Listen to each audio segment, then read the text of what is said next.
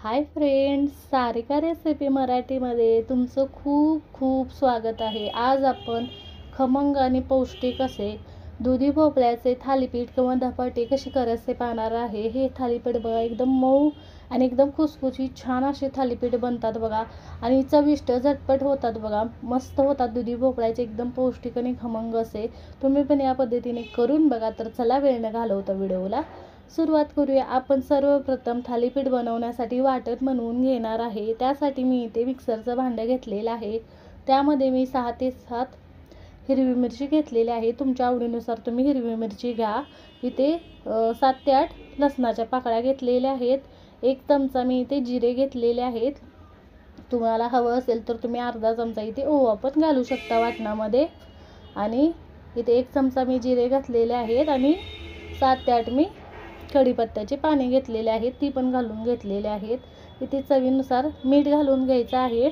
याच्यामध्ये छान असं वाटण करून घ्यायचं आहे। इथे बघा, छान असं हे वाटण करून घेतलेलं आहे। हे बाजूला ठेवून देऊया। इथे बघा, थालीपीठ बनवण्यासाठी मी दुधी भोपळा घेतलेला आहे। जास्त कोवळा पण घ्यायचा नाही, जास्त निबर पण घ्यायचा नाही। असं नख रुतवलं की छान असं रुतलं जातं। या पद्धतीने असा घ्यायचा मीडियम आकाराचा। आणि छान असा मी हा भोपळा सर्वप्रथम धुवून घेतलेला आहे स्वच्छ, आणि मोठ्या किसणीने आता खिसून घेणार आहे। इथे बघा, छान असं मोठ्या किसणीने खिसून घे, म्हणजे छान असा भोपळा खिसला की त्याला जास्त पाणी सुटणार नाही। इथे सगळा भोपळा मी मोठ्या किसणीने खिसून घेतलेला आहे। आणि बघा, असं एकदम लहान जर किसणीने तुम्ही खिसला तर त्याला जास्त पाणी सुटू शकतं। इथे भोपळा सगळा खिसून झालेला आहे। आपल्याला याच्यामध्ये आता पीठ आपण घालून घेणार आहे। 1 कप मी इथे गव्हाचं पीठ घेतलेलं आहे। आता त्या सेम कपाने मी इथे 1 कप इथे बेसन घेतलेलं आहे। आणि इथे पाव कप मी तांदळाचं पीठ घेतलेले आहे, जेणेकरून आपले थालीपीठ छान असे कुरकुरीत होतात। आता छान असे आपले थालीपीठ चविष्ट होण्याकरता इथे 1 मीडियम आकाराचा कांदा एकदम बारीक चिरून घेतलेला आहे, आणि थोडीशी कोथिंबीर अशी घालून घेतलेली आहे। कोथिंबीर अशी भरपूर घाला, छान चव लागते। इथे मी अर्धा चमचा हळद घातलेली आहे। आणि इथे बघा, जे आपण वाटण केलेलं आहे ते सगळं वाटण इथे घालून घ्यायचं आहे। आणि इथे बघा,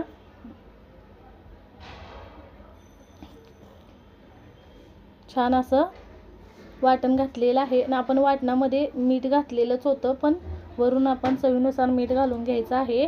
आणि इथे पाव कप फ्रेश घट्ट दही घातलेलं आहे मी, छान असं। आता हे छान असं आपण मिक्स करून मळून घ्यायचं आहे।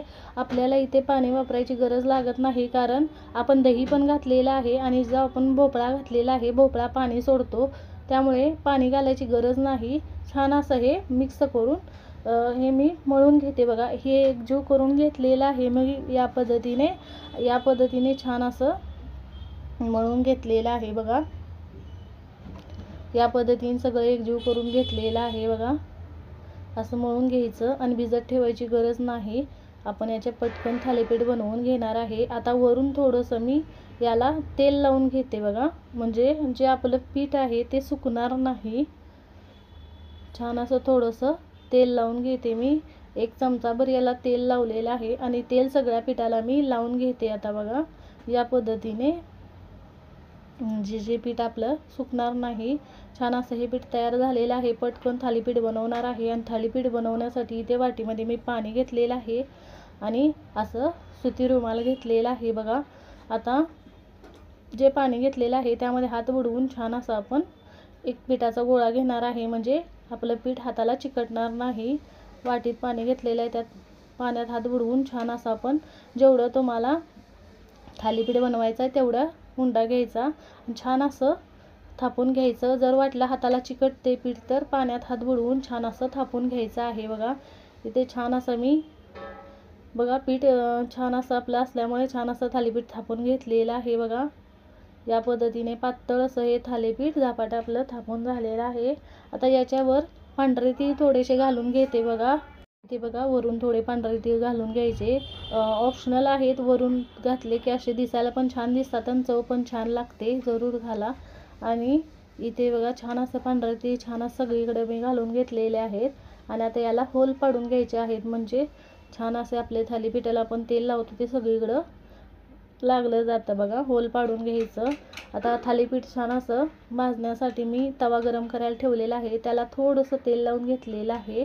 आता वरून थोडंसं असं पाणी लावून घ्यायचं आणि कापड काढून घ्यायचं. कापड काढून घेतलेलं आहे. तुम्ही असं सुद्धा थालीपीठ भाजून घेऊ शकता, पण मी याच्यात तेल घालून थोडंसं त्याच्यावर झाकण ठेवून छान असं हे भाजून घेणार आहे. जे होल पाडलं होतं त्यामध्ये मी तेल घालून घेते बघा, म्हणजे छान असं थालीपीठ खालच्या साईडने भाजलं जातं, कडेने पण थोडं सोडून घेते बघा या पद्धतीने. आता गॅसची फ्लेम मी एकदम मिडियमच केलेली आहे. याच्यावर थोडंसं 2 मिनटं झाकण ठेवून मी याला छान असं वाफ देऊन घेते. 2 मिनटं झालेले आहेत, तुम्ही बघू शकता. पटकन हे वरच्या साईडने छान असं भाजलं जातं बघा. आता याला छान असं पलटी करून दोन्ही साईडने भाजून घेणार आहे.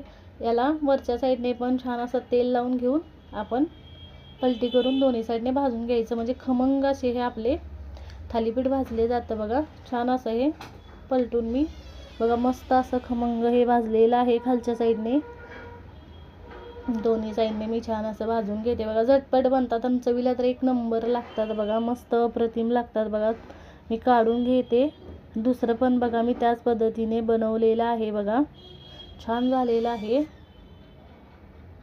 दुसरे पण थालीपीठ छान असं बनवून घेतलेलं आहे. छान दोन्ही साईडने खमंग असं खरपूस भाजून घेतलेलं आहे, तुम्ही बघू शकताय.